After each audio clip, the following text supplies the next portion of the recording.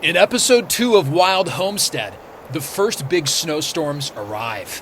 My objective this week is to fell and delimb 25 trees, which would be 50% of the trees I will need to build my 12 by 16 foot cabin. I go through some major lumberjack growing pains. I experience my first night in the hot tent at 14 degrees below zero and share my celebrity crush that I'm using as my motivational target for my homestead wife.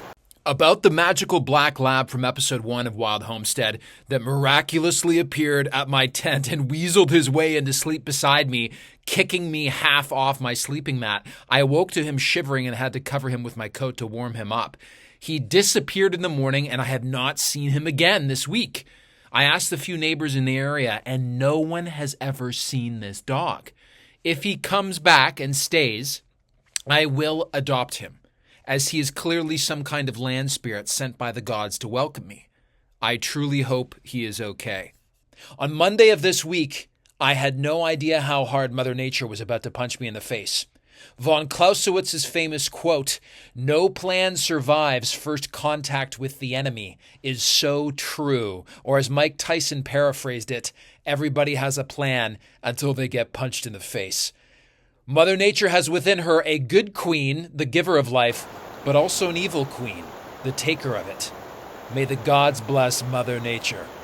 Let's get after it. I think I'm going to be using mainly balsam fir and white spruce. They're both very straight generally. They're very plentiful here, and they're relatively easy to peel. So that's what we're going to rock with. The ideal log I'm going to be using is around 8 inches. Now that is because, first of all, it's movable, but second of all, the R value or the insulative properties of a log of that diameter is appropriate. It's sufficient for keeping your cabin warm during the winter.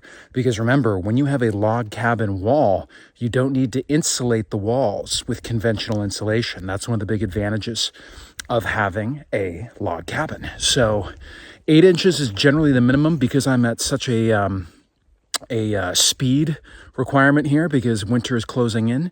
I may consider using 7-inch logs as well, measuring at chest height, because I need to go fast. And also, this is a small cabin. You know, it is 12 by 16, so the structural demands on a cabin of that size are also, they're not enormous. So yeah, I'm going to be rolling basically 7, 8, 9 inches. So that's 22 inches. So that would be a 7-incher. That would be not bad. That's not a bad log, actually. We might take this guy. This is a balsam fir. Is it a balsam fir? No, this is a white spruce. This is a white spruce. Huh. So that guy behind is 24 inches. That's very close to 8. So I might take both of these guys. These are both white spruce. They're very close to the build site. They hope open up this path. Let's do it, baby.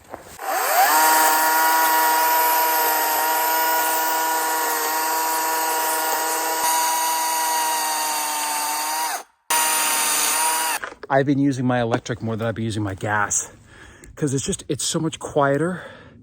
It's just nicer. You know, the big thing is the fumes, the 2-stroke fumes from a chainsaw are nasty, man. And after you're chainsawing for a few hours, it's not so great. You do need to be able to charge it though. So I've been charging this over at my buddy's place. So it's not always an option. You know, I think it's good to have an electric and a gas to have backup, but because especially for this limbing work, taking all the limbs off of these spruce and these balsam fir trees, man, it is perfect for that. I'm out of bar oil. Got to keep my eye on that.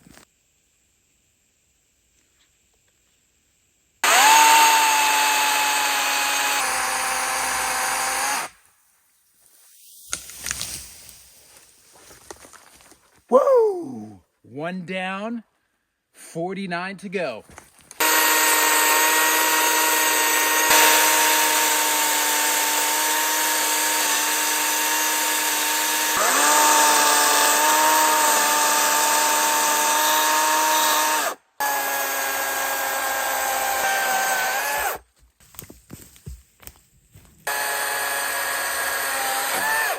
There we have it. log one of maybe 50. Somewhere between 40 and 50. Beautiful.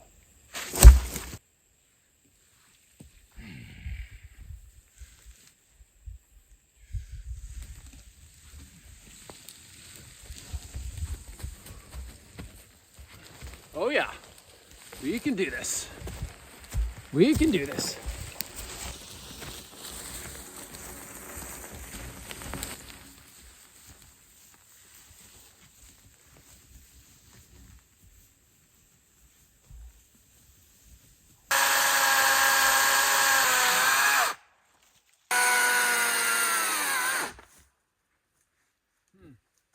Huh. Whoop.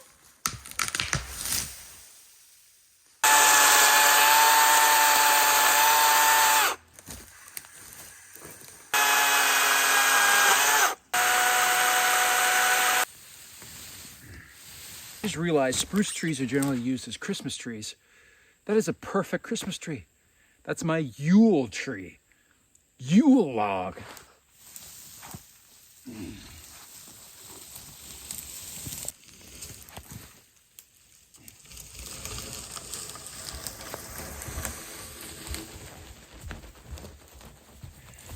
These two guys.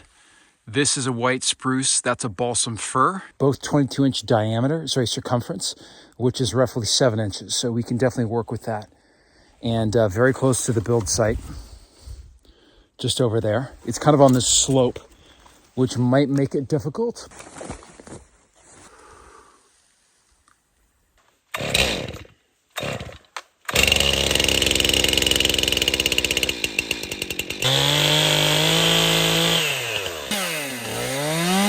Okay, this is a tight spot.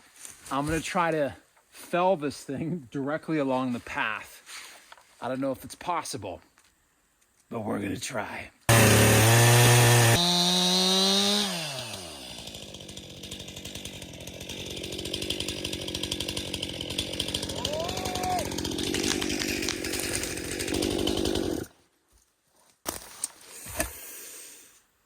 I'll be here every night of the week, ladies and gentlemen, if you need me.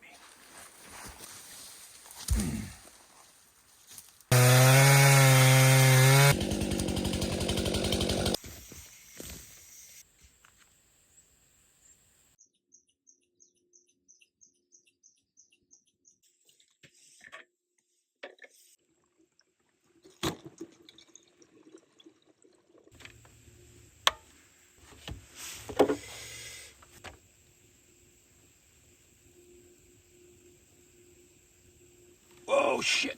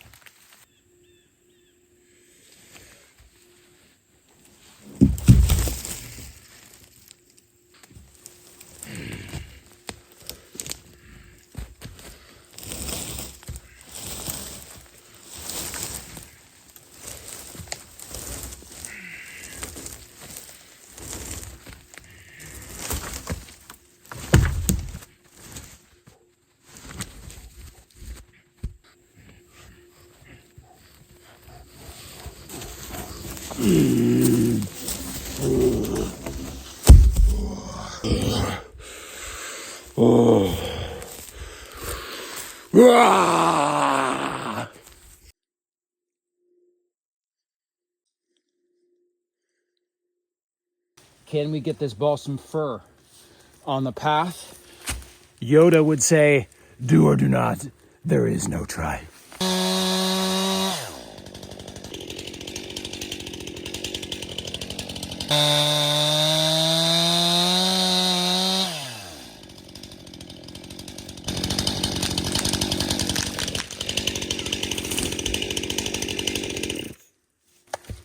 I'll take it.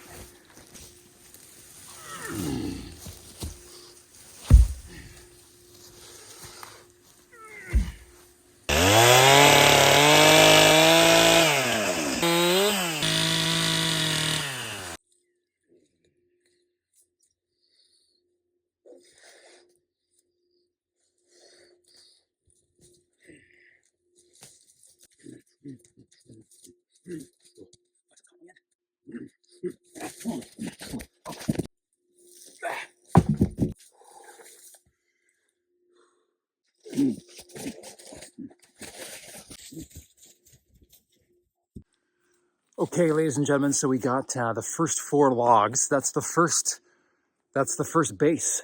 So obviously these 2 are long. These are for the 16-foot sides. Those are for the 12-foot sides. But the process is going to continue. These are the first 4. So for the rest of these, you've already seen the process. I'm just going to show you little snippets of each further log. I'm not going to show you the whole process like I did on the first 4. Now, some of the first logs I'm going to target are going to continue to be in this wall here. So this is looking off to the southeast. And this, you can see all these trees here, they're blocking the morning sun. So because I want to have solar panels powering my cabin, taking these trees, which are almost all white spruce with a smattering of balsam fir, makes a lot of sense. It's 2 birds with 1 stone. Now, unfortunately, a lot of them are down this slope, as you can see. So it's going to be a son of a gun trying to haul them up the slope. Building an outhouse. First step, the hole. Digging the hole 3 by 3 feet and 4 feet deep. And that should be sufficient for apparently a year at least, because you can see all that, there's sand, very sandy soil. I have a feeling this is going to drain very well. All the liquids, really nice to think about, right?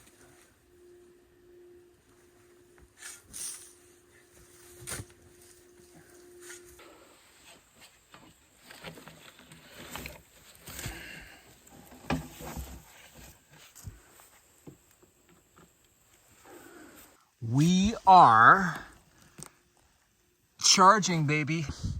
This is also why I got to knock out these trees for my cabin. Build with those trees first because it lets in more sun for my future solar system. This is just to charge my phone and my computer and stuff. Sweet.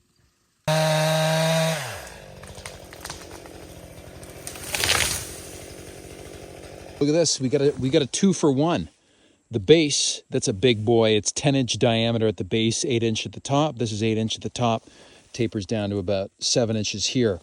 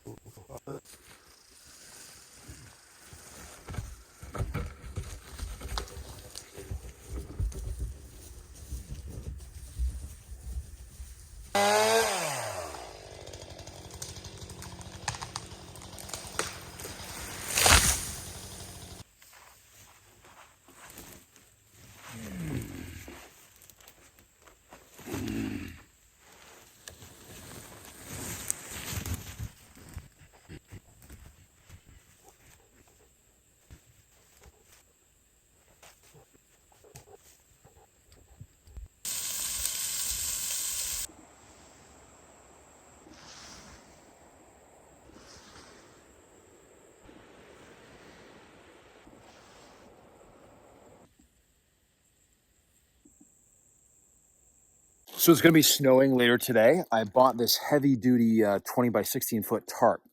And I think I'm going to tarp over the build site.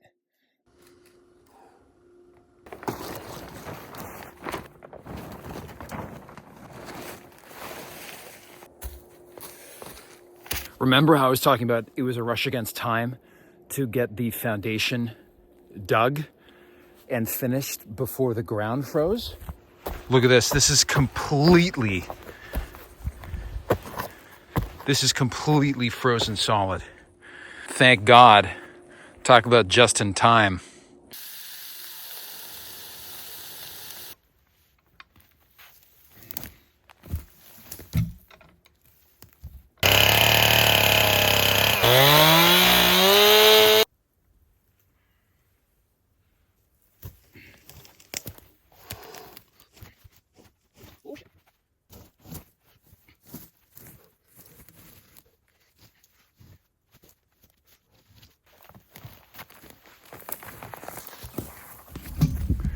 So I think for these 2 logs, this is a 10-inch diameter. That's a 9-inch diameter.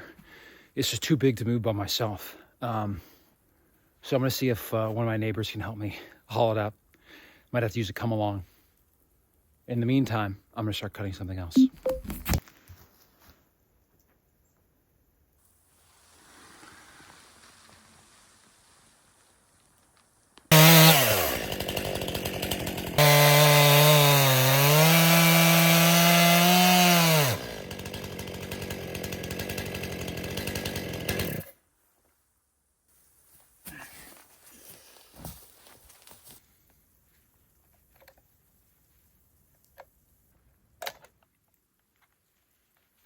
So this is part of the learning curve of being a novice chainsaw person. Tree wins round one. I can use my electric chainsaw to cut in the opposite direction.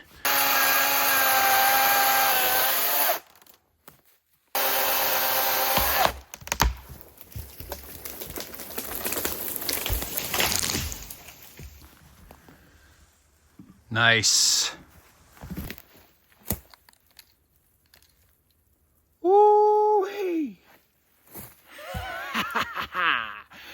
Ow!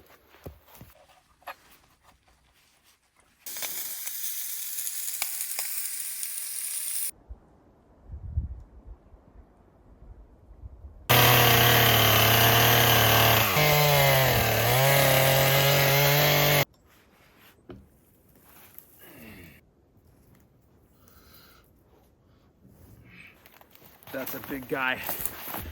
I'm gonna wait till my neighbor, maybe in the next few days, if you can pop over, maybe you can help me with that one. Otherwise, it's gonna be just take a shit ton of time getting it over to the main site.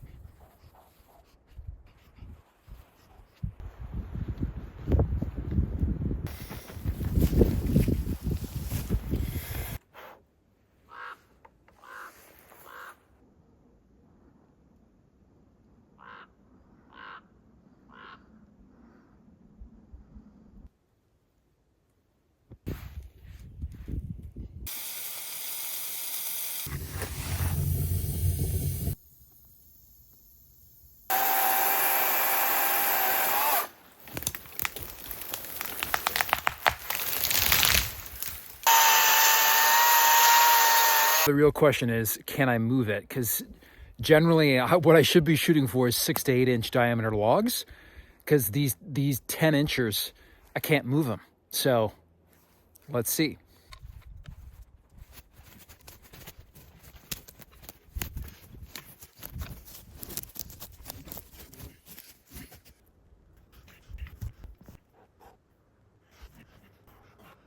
Holy Lord and Redeemer, we're running out of space, ladies and gentlemen. You see, I was lining all my logs up down there, and now that I'm coming up on 12, I'm realizing there's not gonna be enough space.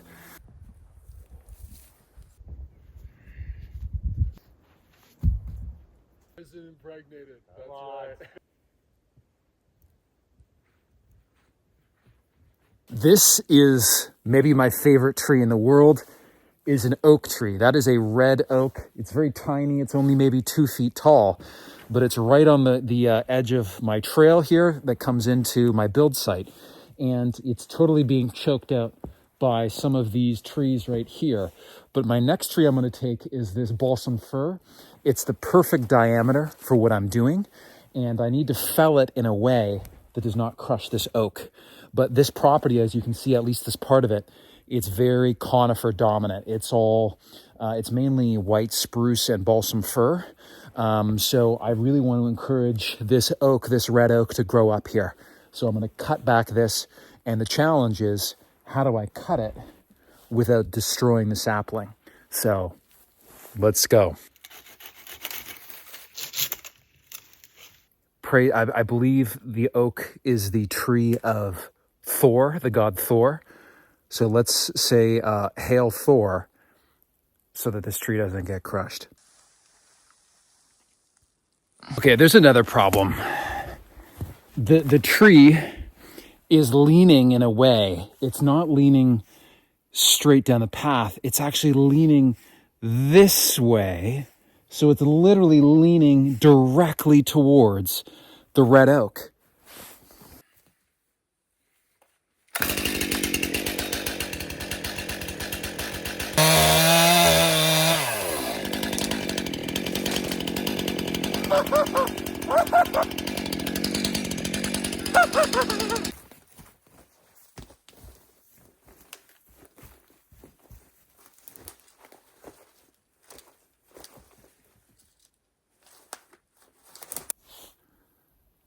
Mission accomplished. Red oak saved. He's got a clear shot at the canopy now. And log, 18-footer, felled and cleared. One of the reasons I love oak so much is that so many species depend on them.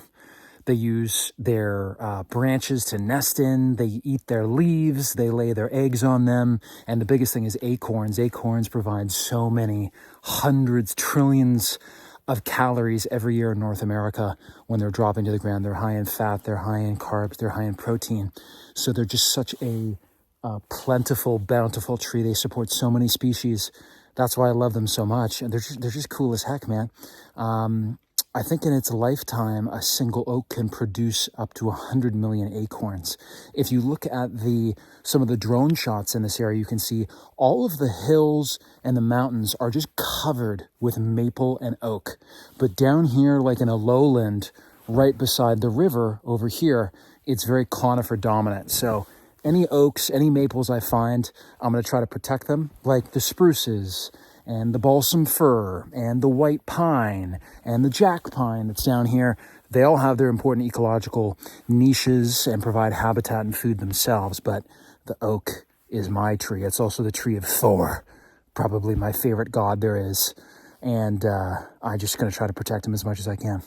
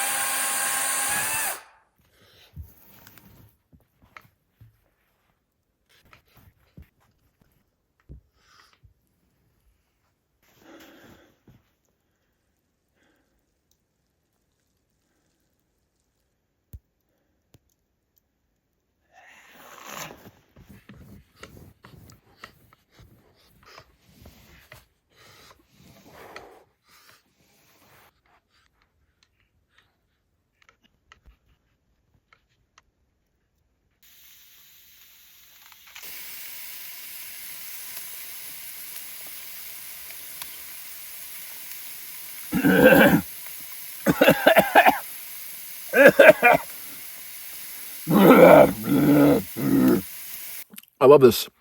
I've been eating steak every single meal. I just go into the nearest town. There's a Walmart there. I stock up on enough steak so I can have 2 pounds of steak per day. And then, as I was leaving Toronto, my mother gifted me a whole bunch of jars of honey, crabapple jam, blueberry jam. So I've been having, big, giant globs of that, basically a quarter jar at a time with my knife. And that fuels me like crazy, man. That's sugar, that's protein, that's fat, that's all you need. And steak, I love. I could eat steak every single meal. and I would be totally happy and satiated. The other food is sushi. I love sushi. I could eat sushi every day, never get tired of it. The other thing I could have every day and not get tired of it is Sophie Turner. She's my celebrity crush. She's the actress that plays Sansa Stark in Game of Thrones, my favorite TV show. So Sophie, if you're watching this, I know I'm living in a hot tent right now, but let me get my homestead going, and then I'll take you on a date. And if we hit it off, come live in my homestead. I'll take care of you and your 2 kids. And as long as we can have like 8 more of our own, if we could sort that out, I'd gladly take care of you on my homestead, Sophie Turner. It's kind of helter-skelter at first, but eventually once this gets going, I kind of get my things all laid out so they're drying properly. And this gets so hot that I'm able to basically get down into my long underwear.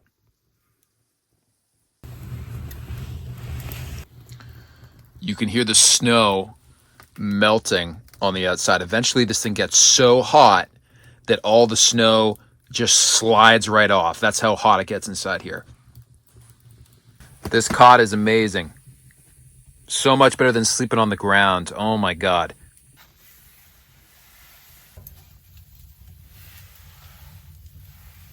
It is quite toasty in here. I could definitely be naked right now and be very toasty. Oh my God. I was so tired last night. Before going to bed, I dragged the last log. I forgot my 2 chainsaws. Now, thankfully, the electric chainsaw, I left my helmet on top. So thankfully, it looks like the battery is probably fine. And this is cold snow. This is not wet snow. It's like -5 right now. And this guy, hopefully he's fine. So tonight, it's supposed to go down to like -13. So we'll get the hot tent fired up and see how we do. I just went into town today and I picked up this new clothing. I bought about $2,000 worth of winter clothing because I know it's going to be getting colder, and I wanted to make sure I had new gear. So this jacket is freaking great, man. The insulative power of this is just immense. So this is a help. I got snow pants, I got gaiters, some other utensils, long johns.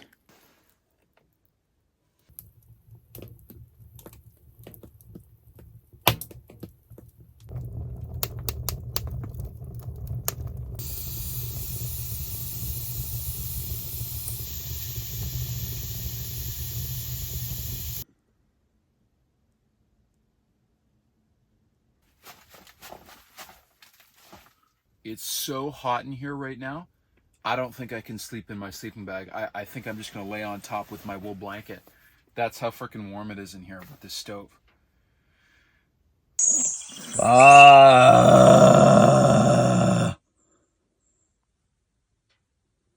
Good morning, my ass.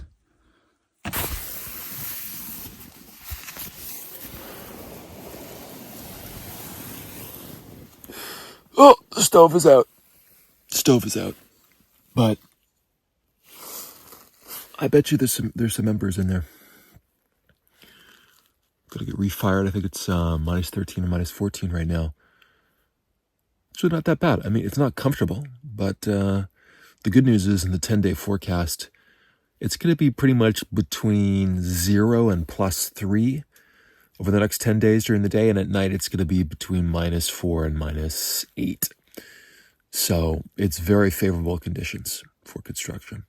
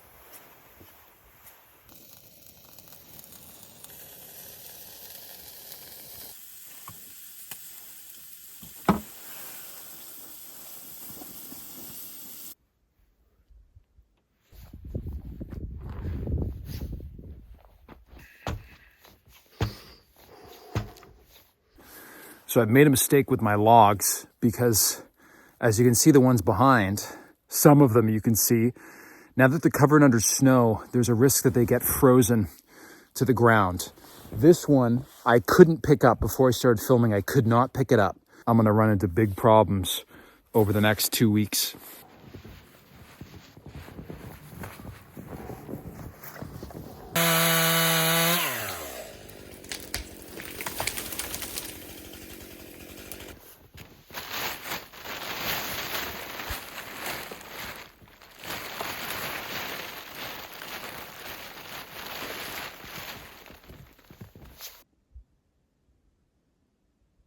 Jesus, guys, it's Friday and the snow keeps piling up, baby. It keeps piling up. I thought I was going to have it, nice and neat. Got 35% of the logs done. So I don't know what I'm going to do if the snow keeps piling up at this rate. I got to get these. I got to figure something out, some way to get these logs covered off the ground. I need to get the build site covered somehow. I don't know how I'm going to do this. Please leave suggestions below in the comments. But next week, the battle continues. Mother Nature really punched me in the face this week. But guess what, Mother Nature? You're not going to stop us, Mother Nature. We're going to keep going. We're going to get the rest of these logs felled and limbed and peeled. We're going to build these walls. And we're going to put this roof up. And you're not going to stop us. You're not going to stop us, Mother Nature. Adapt, improvise, overcome. See you next week on Wild Homestead.